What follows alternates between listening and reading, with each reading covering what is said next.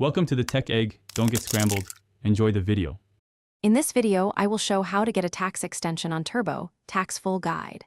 Open Turbotax and navigate to the federal section, then search for extension or form 4868.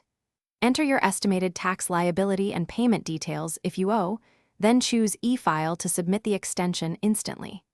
Confirm the submission and save the confirmation number for your records. Follow the same steps for state extensions when applicable. When estimating payments, be practical and conservative about income and deductions, and use last year as a reference if current numbers are unclear. Turbotax helps calculate an estimated tax amount that you can pay along with Form 4868, which reduces penalties. Choose an electronic payment method like direct pay, EFTPS, or card to ensure timely transfer. Keep your payment confirmation and double-check state rules for separate payments if required. State extension rules vary, so verify your state's requirements before assuming federal extension covers it. Turbotax flags state extension needs and offers a guided process when supported, otherwise it will point you to the state portal.